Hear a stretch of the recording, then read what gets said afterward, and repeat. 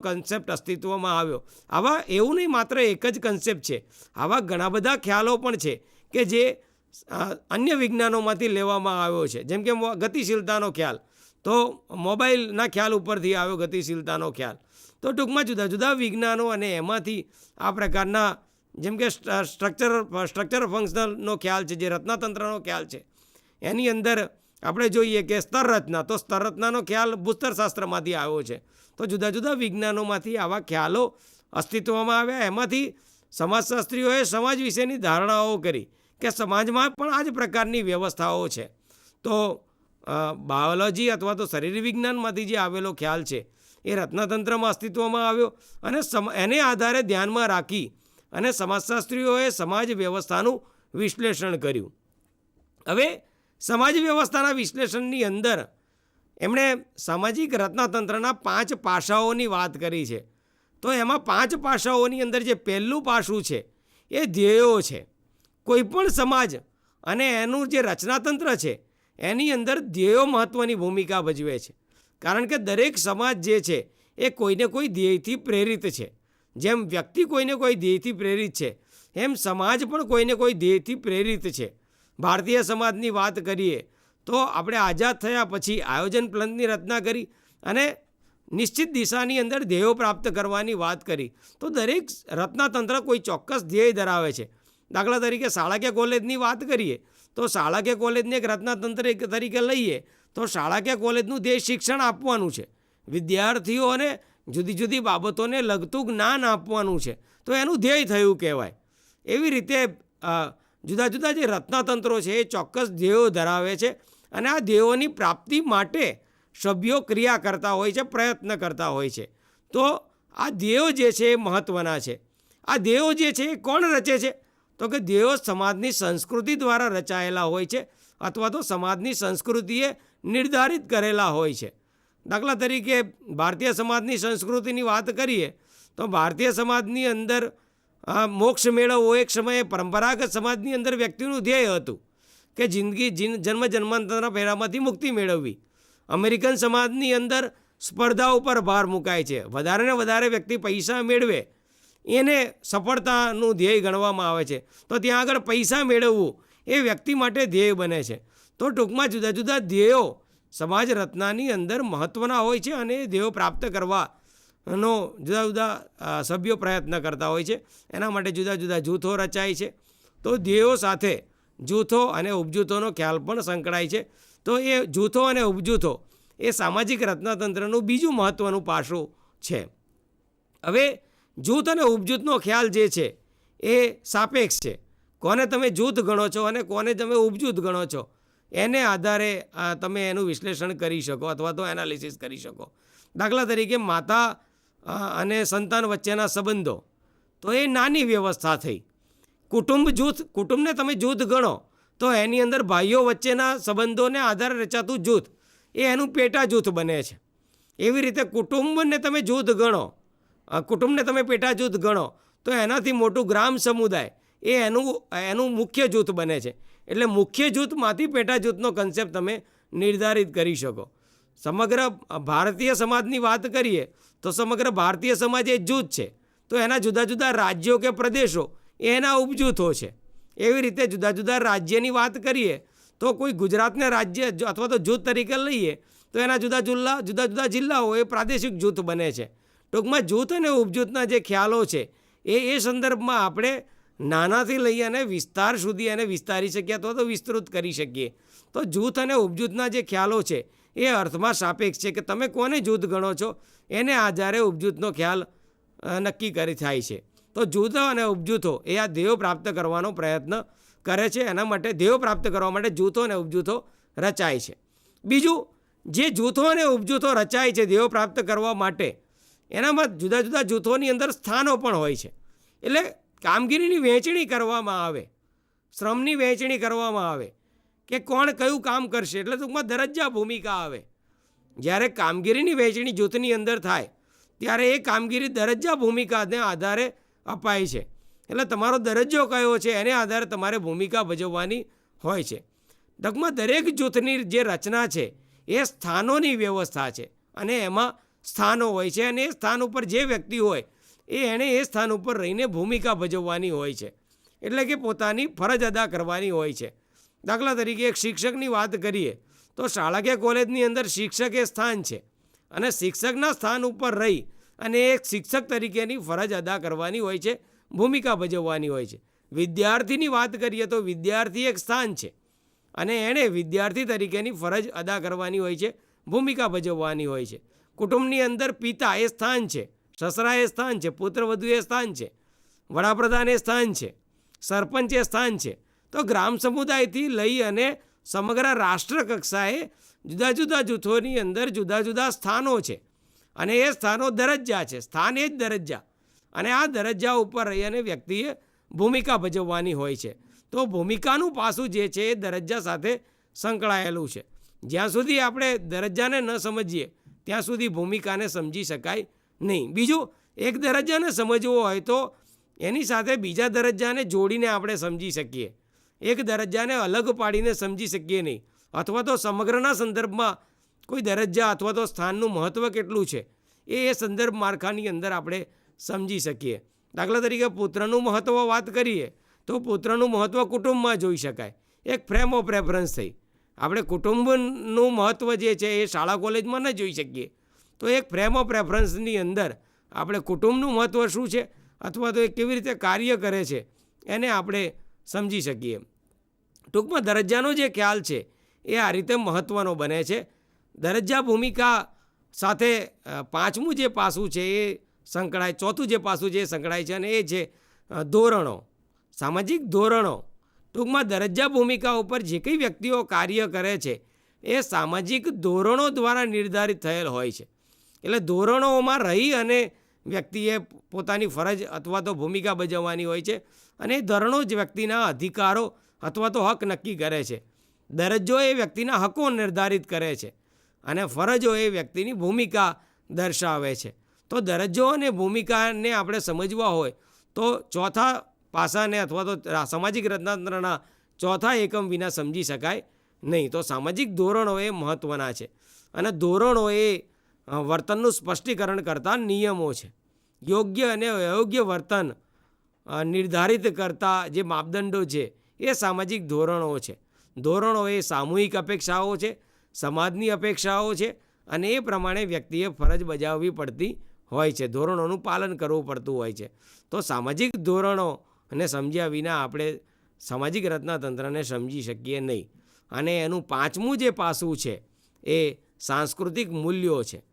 મૂલ્યો જે છે એ ધોરણો જે છે એ મૂલ્યોમાંથી નિષ્પન્ન થતા હોય છે.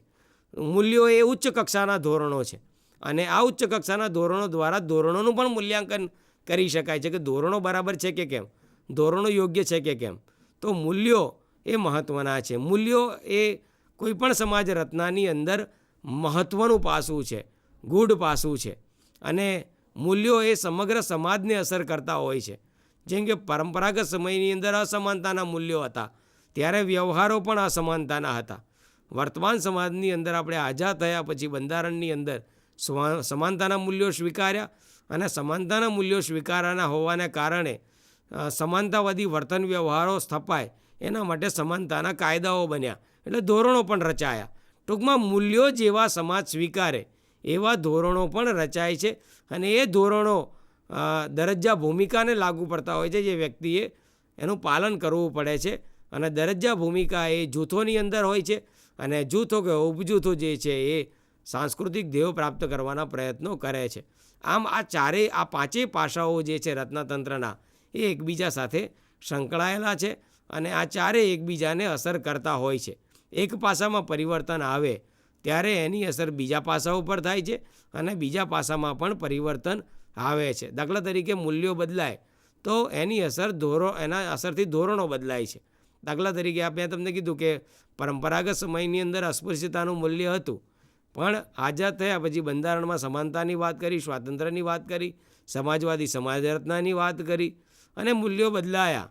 આધુનિક સમાજના મૂલ્યો આવ્યા, સ્વતંત્રતાના મૂલ્યો આવ્યા, સમાનતાના મૂલ્યો આવ્યા અને એના પરિણામે ધોરણો બદલાયા. મૂલ્યો બદલાવાથી ધોરણો બદલાયા. અસમાનતાની જગ્યાએ સમાનતાના મૂલ્યો આવ્યા એટલે સમાનતાના ધોરણો આવ્યા. સમાન વર્તન વ્યવહાર લોકો એકબીજા સાથે કરે એના માટે અસ્પૃશ્યતા પ્રતિબંધિત નાબૂદીના કાયદા આવ્યા. એવી રીતે સ્ત્રીઓમાં સમાનતા આવે, પુરુષ સમકક્ષ બને એના માટે સ્ત્રીઓને પણ અધિકારો આપતા કાયદા આવ્યા. સ્ત્રીઓનું રક્ષણ કરતા કાયદા આવ્યા સમાનતા સ્થાપવા માટે, કે જેથી કરી અને સ્ત્રીઓનું શોષણ ન થાય, ડોમેસ્ટિક વાયોલન્સ ન થાય. તો ડોમેસ્ટિક વાયોલન્સ એક્ટ આવ્યો. ટૂંકમાં મૂલ્યો જ્યારે બદલાય ત્યારે એની અસર ધોરણો ઉપર થાય છે. ધોરણો બદલાય છે, નવા કાયદા આવે છે, નવા નિયમો આવે છે. અને નવા નિયમો આવે ત્યારે દરજ્જા ભૂમિકા બદલાઈ જાય. જે વ્યક્તિઓ જે ભૂમિકા ભજવતા હતા, જે દરજ્જા ભજવતા હતા, એ દરજ્જા ઉપર રહીને કાર્ય કરવાની રીતો બદલાઈ જાય. હવે અસ્પૃશ્યતાના વ્યવહારો ન ચાલે, હવે સમાનતાના વ્યવહારો સ્થાપવા પડે. હવે પતિ પત્ની વચ્ચે સમાનતા આવે, હવે અસમાનતા ન ચાલે. ત્યારે દરજ્જાઓ બદલાઈ જાય, સ્ત્રીની ભૂમિકાઓ બદલાઈ જાય. સ્ત્રી વ્યવસાયમાં જાય ત્યારે એને જુદા પ્રકારની ભૂમિકા ભજવવાની આવે. સ્ત્રી ઘરમાં રહેતી હતી ત્યારે એને જુદા પ્રકારની ભૂમિકા ભજવવાની હતી, કેમ કે ઘરમાં એનું ગૃહિણી તરીકેનું સ્થાન હતું. હવે એનું સ્થાન બદલાઈ ગયું. હવે એનું સ્થાન વ્યાવસાયિક રચનાતંત્રમાં ગયું. હવે એ ભણી શકે, નોકરી કરી શકે, એ પ્રકારની પરિસ્થિતિઓ આવી. ત્યારે સ્થાનો બદલાઈ ગયા, અને સ્થાનો બદલાઈ ગયા એને કારણે એમની ભૂમિકાઓ પણ બદલાઈ ગઈ. હવે કુટુંબની અંદર સ્ત્રીના નિર્ણયોમાં સ્ત્રીની ભાગીદારી વધવા માંડી, સ્ત્રીનું માન સન્માન પણ વધવા માંડ્યું. તો તમે જુઓ કે પરિવર્તન આવે છે, મૂલ્યો બદલાય છે, તો એને કારણે ધોરણો બદલાય છે. ધોરણો બદલાય છે ત્યારે દરજ્જા ભૂમિકા ઉપર એની અસર પડે છે. દરજ્જા ભૂમિકા બદલાય છે, અને સાથે સાથે દરજ્જા ભૂમિકા બદલાય ત્યારે આખું જૂથ અને ઉપજૂથ પણ બદલાઈ જાય છે. એમાં પરિવર્તન આવે છે. કુટુંબની વાત કરીએ તો કુટુંબ હવે પહેલાં જેવું રહ્યું નથી. કુટુંબનું રચનાતંત્ર બદલાઈ ગયું છે. કુટુંબ વિશેના વિચારો બદલાઈ ગયા છે. કુટુંબમાં જે ભૂમિકા સંબંધો હતા એ બદલાઈ ગયા છે. તો ટૂંકમાં જુદા જુદા જે રચનાતંત્રો અને એમાં જે ભૂમિકાઓ છે એના ઉપર એની અસરો પડે છે. સંબંધો બદલાઈ જાય છે, સમાનતાના સંબંધો સ્થપાઈ જાય છે, તો પતિ પત્ની વચ્ચેના સંબંધો બદલાઈ જાય છે. અને એવી રીતે કુટુંબ જૂથ બદલાઈ જાય છે, જ્ઞાતિ જૂથ બદલાઈ જાય, ધાર્મિક જૂથ બદલાઈ જાય, જુદા જુદા જૂથો, પોલિટિકલ સ્ટ્રક્ચર બદલાઈ જાય. અને એવી રીતે જોઈએ તો સાંસ્કૃતિક ધ્યેયો પણ બદલાઈ જાય. હવે જેમ જેમ બદલાવ આવે મૂલ્યોમાંથી, એમ ધ્યેયોમાં પણ પરિવર્તન આવે છે. હવે ભારતીય સમાજની અંદર વ્યક્તિગત સફળતા ને મહત્ત્વ મળવા લાગ્યું છે. કોમ્પિટિશન છે, દરેક વ્યક્તિ જીવનમાં સફળ થવાનો પ્રયત્ન કરે છે, વધુને વધુ શિક્ષણ અને ઉચ્ચ મેળવવાનો પ્રયત્ન કરવા લાગ્યા છે. જે પણ વ્યવસાય કરતો હોય, જે પણ નોકરી કરતા હોય, એમાં સફળતા મેળવવી એ મહત્ત્વનું બનતું જાય છે. મૂડી વાત કે પૈસા મેળવવાનું ધ્યેય પણ વધતું જાય છે. એટલે વધારે વધારે આર્થિક સદ્ધરતા એ વ્યક્તિનું ધ્યેય બનતું જાય છે. ઊંચું શિક્ષણ મેળવવું એ વ્યક્તિનું ધ્યેય બનતું જાય છે. તો પરંપરાગત જે ધ્યેયો હતા એની જગ્યાએ હવે ધ્યેયોમાં પણ પરિવર્તન આવેલું તમે જોઈ શકીએ. તો સામાજિક રચનાતંત્રના જે પાસાઓ છે જુદા જુદા, જે તમને આપણે સ્લાઇડની અંદર બતાવ્યા, એની અંદર આપણે વાત કરી કે આ પાંચે પાસાઓ જે છે એકબીજા સાથે સંકળાયેલા છે અને એકબીજા સાથે અસર પામે છે. ત્યાર પછીની વાત કરીએ આપણે, ત્યાર પછીની સ્લાઇડની અંદર તમને જોવા મળે તો સામાજિક રચનાતંત્ર જે છે એની અંદર અમેરિકન સમાજ અને એની વાત આવે છે. મેં તમને કીધું કે દેહરચનામાંથી સમાજ રચનાનો ખ્યાલ અસ્તિત્વમાં આવ્યો, અને એમાંથી જુદા જુદા ભાગો અને એના તંત્રો અસ્તિત્વમાં આવ્યા. હવે સામાજિક રચનાતંત્ર વિશેની કેટલીક મુખ્ય ધારણાઓ એમણે ઘડી કાઢી, અને એ ધારણાઓની અંદર પહેલી પ્રકારની ધારણા છે એ છે કે સામાજિક રચનાતંત્ર જે છે એ સ્વતંત્ર અસ્તિત્વ ધરાવે. દરેક સમાજનું રચનાતંત્ર એ સ્વતંત્ર અસ્તિત્વ ધરાવે છે. જેમ શરીર અસ્તિત્વ ધરાવે છે સ્વતંત્ર રીતે, એમ સમાજ રચના પણ અસ્તિત્વ ધરાવે છે. સમાજનો ખ્યાલ સાપેક્ષ છે. એટલે દાખલા તરીકે તમે ગામડાને સમાજ ગણો તો ગામડું સ્વતંત્ર રીતે અસ્તિત્વ ધરાવે છે. એવી રીતે શહેરને સમાજ ગણો તો શહેર સ્વતંત્ર રીતે અસ્તિત્વ ધરાવે છે. કુટુંબને વાત કરો તો કુટુંબ એક સ્વતંત્ર અસ્તિત્વ ધરાવે છે. ટૂંકમાં દરેક રચનાતંત્ર, એ તમે પેટા રચનાતંત્ર હોય કે મુખ્ય રચનાતંત્ર હોય, એ સ્વતંત્ર અસ્તિત્વ ધરાવે છે. ભારતીય સમાજને એક રચનાતંત્ર તરીકે લો તો ભારતીય સમાજનું અસ્તિત્વ સ્વતંત્ર છે. એની અંદર જ બધી ક્રિયાઓ થતી હોય છે. એનો મતલબ એવો નથી કે બીજા ઉપર આધારિત નથી, બીજા ઉપર આધારિત પણ હોય છે, પણ મોટાભાગની જરૂરિયાતો એની અંદર જ સંતોષાતી હોય છે. બીજું, જ્યારે રચનાતંત્રની વાત કરીએ ત્યારે રચનાતંત્ર હંમેશા ભાગો વચ્ચેના સંબંધોમાંથી રચાય છે.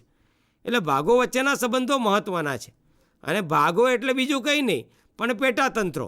અથવા તો ઉપરચનાતંત્રો અથવા તો સબસ્ટ્રક્ચરના કન્સેપ્ટ, તો એ પણ મહત્ત્વના છે. તો સામાજિક રચનાતંત્રની અંદર આ સામાજિક રચનાતંત્રના જે ખ્યાલો છે એ રીતે મહત્ત્વના બને છે. ત્યાર પછી એમિલ દરખાઈમે એવું કીધું કે દરેક પ્રકારના સામાજિક રચનાતંત્રને ટકી રહેવું હોય, પોતાનું અસ્તિત્વ ટકાવી રાખવું હોય તો કેટલીક અનિવાર્ય એવી જરૂરિયાતો પૂરી પાડવી પડે.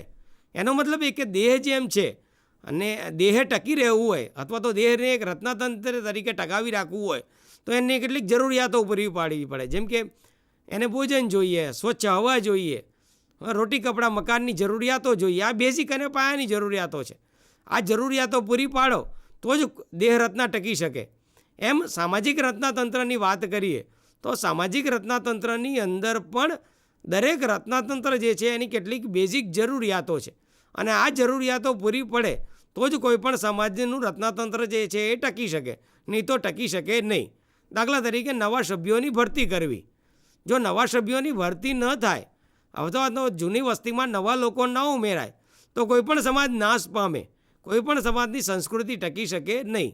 તો નવા સભ્યોની ભરતી કરવી કાયદેસરના સાધનોથી. તો પ્રજનન એ સમાજની જરૂરિયાત છે. તો આવી જરૂરિયાતની જેમ એમણે 4 પ્રકારની જરૂરિયાતો જે છે એ કોઈપણ રચનાતંત્રના અસ્તિત્વ ટકાવી રાખવા માટે જરૂરી ગણી અને એને AGIL મોડેલ તરીકે એમણે ઓળખાવ્યું. હવે વિદ્યાર્થી મિત્રો, AGIL મોડેલ એટલે કયા પ્રકારનું મોડેલ અથવા તો AGILનો અર્થ શું થાય છે? તો એ એટલે અનુકૂલન. હવે અનુકૂલનને અંગ્રેજીમાં એડેપ્ટેશન કહે છે. હવે અનુકૂલનની જે જરૂરિયાત છે એ અનુકૂલનની જરૂરિયાત પૂરી પાડવા માટે કોઈપણ સમાજે એના જે સ્ત્રોતો છે એનું નિર્માણ કરવું પડે અથવા તો ઉત્પાદનના સાધનોનું નિર્માણ કરવું પડે અને સાથે સાથે એની વહેંચણી કરવી પડે. એટલે અનુકૂલનની જે જરૂરિયાત છે એ સંતોષવી જરૂરી છે. કોઈપણ સમાજ તો જ ટકી શકે કે એ અનુકૂલિત થઈ શકે. એનો મતલબ એ કે અનુકૂલિત થવા માટે 2 પ્રકારની પરિસ્થિતિઓમાં બદલાવ લાવવો જરૂરી છે. એક, કાં તો બાહ્ય પરિસ્થિતિઓને પોતાને અનુરૂપ બનાવવી અને સાથે સાથે બાહ્ય પરિસ્થિતિઓ પ્રમાણે પોતાની જાતને બદલવી. આ 2 પ્રકારની પરિસ્થિતિઓ ઊભી થાય તો અનુકૂલન સ્થપાય. ટૂંકમાં અનુકૂલનની જે પ્રક્રિયા છે એ અર્થમાં દ્વિમાર્ગી છે. એટલે કે 2 રીતે એ સોલ્વ કરી શકાય. અનુકૂલનની જે કાર્યાત્મક સમસ્યા છે એ 2 રીતે સોલ્વ કરી શકાય. જો બાહ્ય પરિસ્થિતિઓ ન બદલાય એમ હોય તો પોતાની જાતને બદલવી પડે. સાથે સાથે જો બાહ્ય